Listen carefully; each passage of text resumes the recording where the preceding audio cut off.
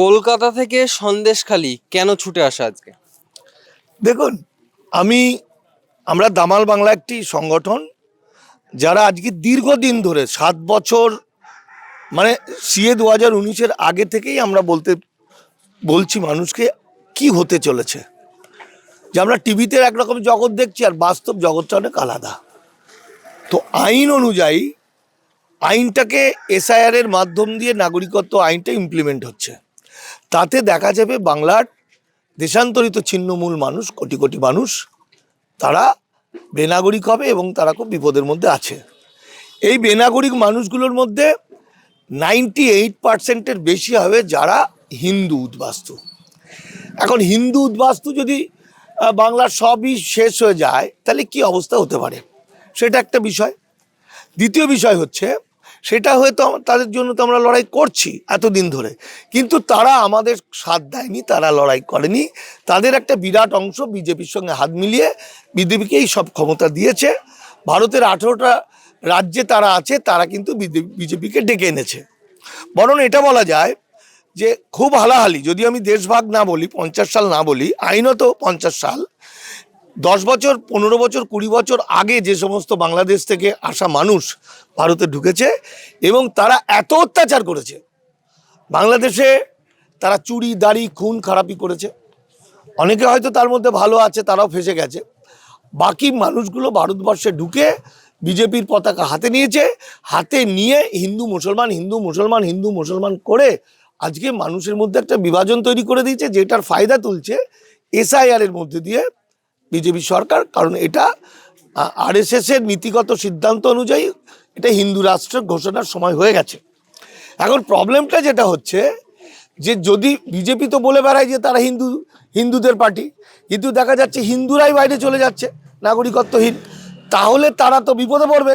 এই কারণে হিন্দুদের পাশাপাশি প্রচুর মুসলমানকে এই ভারতবর্ষে, যারা হয়তো 1000 বছর ধরে বাস করছে, যুগ যুগ ধরে বাস করছে, এই মুসলমানদের ভাইদের, তাদেরকে আইন বহির্ভূতভাবে তাদেরকে বেনাগরিক করার একটা চেষ্টা করছে। যেমন, এবং সেই ব্যাপারটাও স্বচ্ছ নয়, মানে বিএলওদের কাছে অর্ডার আসছে, মানে এআরও হোয়াটসঅ্যাপে পাঠাচ্ছে, কারণ বাবুদের আবার হোয়াটসঅ্যাপের মাধ্যমে হয়, যাতে কেউ ধরতে না পারে। এবং বিএলওরা সেইগুলো নিয়ে, তারা যেহেতু অনেকে প্রচুর খুব ভালো মানুষ, তারা জনগণকে জানিয়ে দিচ্ছে। এই সন্দেশখালি এই অঞ্চলের, এটা হচ্ছে নেজার, তাই তো, নেজার থানা, এইখানে এই গ্রামটা, এই জায়গাটার নাম কি গো আমাদের? চিকের মাথা। এই অঞ্চলে ঘুরে ফিরে দেখা গেল 8টা বুথের প্রায় 2500 মানুষকে নো ইন্ডিয়ান সিটিজেন করেছে। কিভাবে করেছে না, ওই যে লুকিয়ে লুকিয়ে বিজেপিরা হাজার হাজার, মানে লাখ লাখ বলবো, সেটা পরে বোঝা যাবে, মানুষের নামে কমপ্লেন করে দিয়েছে যে এরা ইন্ডিয়ান সিটিজেন নয়।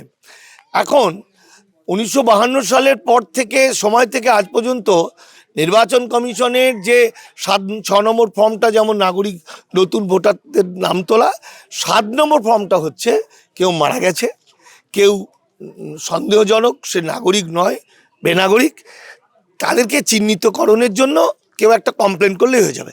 এখন ঘটনা হচ্ছে, নির্বাচন কমিশনের বক্তব্য হচ্ছে যে নাম কেউ না জানিয়েও প্রকাশ করে দিতে পারে, বলতে পারে। আমি বললাম না আমি করছি, কিন্তু আমি বলে দিলাম অমুক লোকটা বাংলাদেশ থেকে এসছে, নট ইন্ডিয়ান সিটিজেন। এটার ফলে যেটা ঘটছে, এই নির্বাচন কমিশনের অধিকার নেই নাগরিকত্ব যাচাই করা, যেমন ফলে নির্বাচন কমিশন কিন্তু কাউকে নাগরিক বলে স্বীকৃতি দিতে পারে না। ফলে এই যে অসংখ্য মানুষকে, আমাদের খালি এইটুকু এলাকার 2500 মানুষ, মোটামুটি আরও 7500 খবর পাওয়া গেল এই অঞ্চলে, এখানের মানুষগুলোকে লিখে দিয়েছে যে এরা নট ইন্ডিয়ান সিটিজেন। তাহলে নট ইন্ডিয়ান সিটিজেন মানে কি হলো? এ তো নির্বাচন কমিশন তো বলতে পারবে না তোমরা ইন্ডিয়ান সিটিজেন, তাহলে এদেরকে প্রমাণ করতে হবে। দেখুন, আমরা যারা দামাল বাংলা সংগঠনের লোক, আমরা সব কিছু আগে আগে বলে দিই। আমরা যেটা আগে বলি সেটা দেখবেন পরে মিলে যাচ্ছে। টোটাল সার্কামস্ট্যান্সেস যদি আমরা বিচার বিশ্লেষণ করি, যেমন দেশভাগে বলি হয়ে মানুষ হিন্দুরা এসছে, মুসলমান আসেনি, এটা লিখিত কোনো অর্ডারের দরকার হয় না। অর্থাৎ এসআইআর এর বেশিটাই হিন্দু বাস্তু বাতিল হবে, এটা যেমন কোনো লিখিত দরকার হয় না, সেরকমভাবেই যে যুগ যুগ ধরে যারা ভারতে বাস করছে, এই যে 7 নম্বর ফর্ম দিল জমা, তাহলে 7 নম্বর ফর্ম কাদের বাতিল করতে?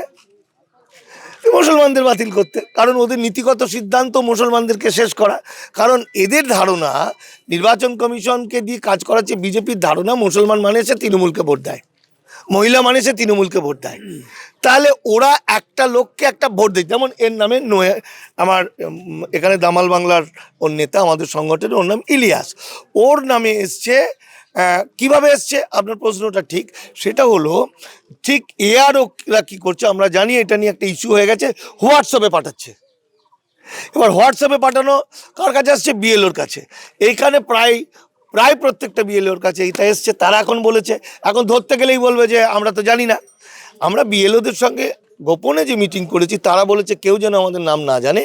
এআরও পাঠিয়েছে এবং এআরও বলেছেন যে আমরা এটা ঠিক করে দেবো। এই যে ঠিক করে দিতে পারবে না, আজকে দেখুন, এটা তো সন্দেশখালী, আজকে বর্তমান পত্রিকায় দিচ্ছে এটা খড়দাতেও নট ইন্ডিয়ান সিটিজেন হয়েছে, তার মানে গোটা পশ্চিমবঙ্গে হচ্ছে। এটা চাপা পড়ে আছে। এখন এই সত্যিটাকে মানুষ ঢেকে রেখেছে, তো যে সত্যিটা আগে বের করতে পারবে সেটাই তো খবর। যেমন আমার এখানে প্রখ্যাত অ্যাডভোকেটরা এসছেন, যারা আমাদের দামাল বাংলার লিগ্যাল সেলের অ্যাডভোকেট অভিষেক হালদার, অ্যাডভোকেট ওমর ফারুক গাজী, এরা বিনা পয়সায় মানুষগুলোকে সেবা করবে আমাদের সংগঠন থেকে। তাহলে ওদের বক্তব্য হচ্ছে যে উকিলদের কাজ হচ্ছে ডকুমেন্ট, কোন দিন কোন সময় কোথায় কে পাঠিয়েছে, আর নিউজ তা নয়। নিউজটা ঠিক উল্টো, নিউজ হচ্ছে কোথা থেকে পেলে সোর্সটা না বলা। ওদের হলো সোর্স জানাতে হবে, নাহলে মামলা হবে না। আর নিউজের হচ্ছে সোর্স বললে হবে না, সোর্স বললে তো বিপদ হয়ে যাবে, বুঝে গেল?